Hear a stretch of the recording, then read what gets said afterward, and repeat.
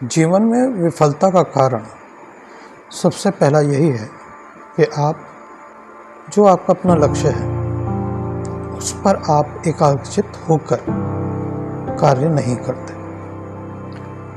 और उस लक्ष्य को प्राप्त करने के लिए जहाँ तक आपको उस लक्ष्य के लिए जाना है, मेहनत करनी है, उसके नियमों को पालन करना है, उसमें आप भूल कर जाते हैं। यदि आपको अपने जीवन में विजय प्राप्त करनी है, अपने जीवन को मजबूत, बेहतर, सुंदर बनाना है, तो सबसे पहले आपको अपने लक्ष्य को निर्धारित करना होगा और उस लक्ष्य को निर्धारित करते हुए आपको शांतिपूर्वक बिना किसी को कुछ बताए उस पर अपना कार्य करना होगा। जब तक आपको आपके लक्ष्य की प्राप्ति नहीं होती, आप उसमें ईमानदारी के साथ, मेहनत के साथ लगे रहिए। जितना आप मेहनत करेंगे अपने लक्ष्य के प्रति, आप उसे भेद पाएंगे। जैसा आप सभी जानते हैं, जिस समय आंख भेदने की बात हुई थी तो अर्जुन को मछली की सिर्फ आंख दिखाई दे रही थी। तो कहना क्या है कि अर्जुन की तरह आपको अपने लक्ष्य को साध कर रखना है और प्रतिदिन नियम अनुसार शांत होकर बिल्कुल उसके लिए आपको कार्य करते रहना है। और अधिकांश ये भी देखने में आया है कि मेहनत करने के बावजूद उसमें आपको उस लक्ष्य की प्राप्ति नहीं होती, आप विफल हो जाते हैं। उसका कारण ये भी है कि आप का जो विचार है, आपका जो पूरे दिन का वो जो दिनचर्या आपने बना रखी है, उसमें कहीं ना कहीं आपने अपने आप के लिए कुछ ढील छोड़ दी है। आप उसको टाइट कीजिए और कभी भी जब भी आप किसी लक्ष्य पर कार्य कर रहे हैं तो ये आप अपने आप पे विश्वास रखिए कि मैं इसे प्राप्त कर सकूंगा और इसके लिए जो कड़ी मेहनत चाहिए, जो साधन चाहिए, मैं उस पथ पर चलता रहूंगा और एक दिन कामयाब होकर दिखाऊंगा। लेकिन ये कामयाबी जब आपको है तो आपको अपने आप से कहनी है, किसी और से नहीं।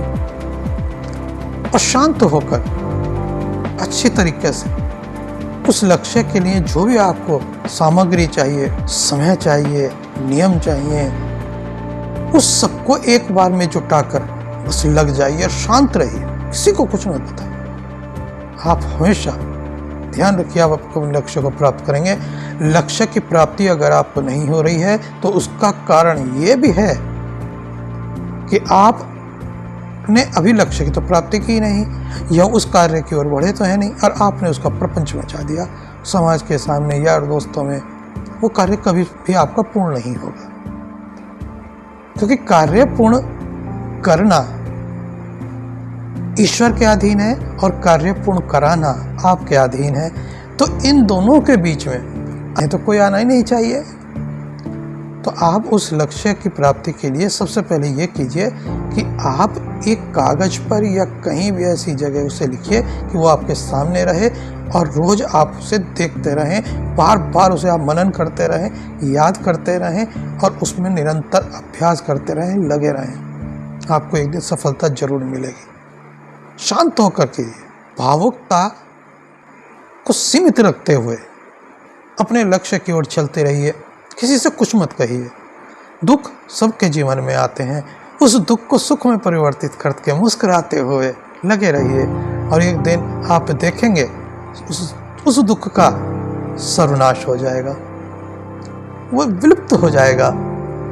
किसी के कहने से, किसी को बताने से या किसी के आपको समक्ष रख देने से बात को कोई लाभ हुआ? कभी नहीं होता। क्योंकि वो कुछ नहीं कर पाएगा। हाँ, ये जरूर है कि समाज में एक मजाक जरूर बन सकती है। आपने उसे अपना भेद दे दिया, वो आपका कभी भी फायदा उठा सकता है। तो इसलिए चाहे वो कितना ही प्यारा रिश्ता क्यों ना हो, आप कभी भी किसी के समक्ष अपने दुखों का दुखड़ा मत ढोइए और उसको अपने अंदर रखिए।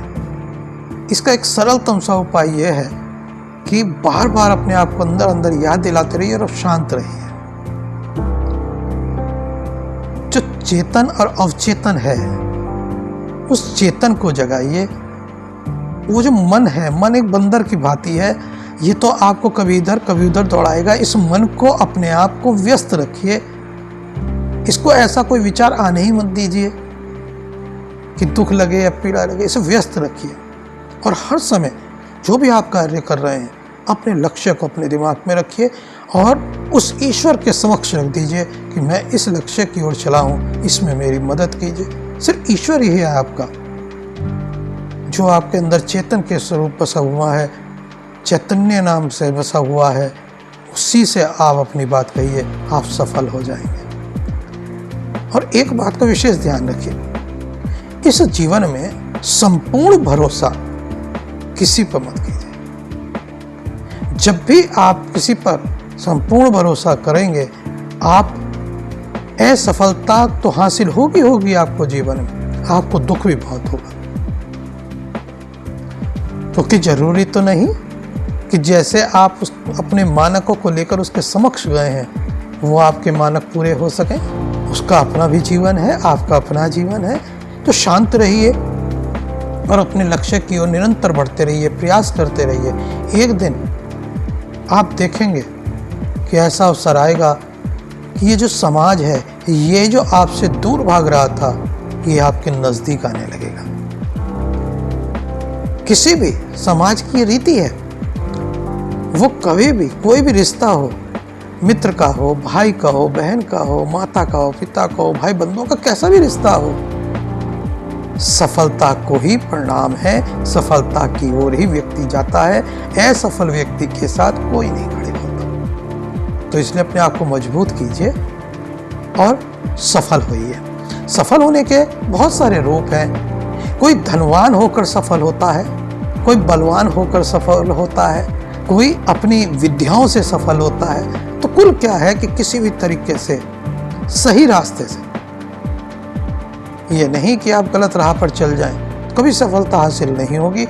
आपको लगेगा कि आप सफल हो गए, हो सकता है आप धनवान भी बन जाएं, हो सकता है आप बलवान बन जाएं, लेकिन सही रास्ते से जाएंगे तो आप कभी भी असफल नहीं होंगे, आप सफल होंगे।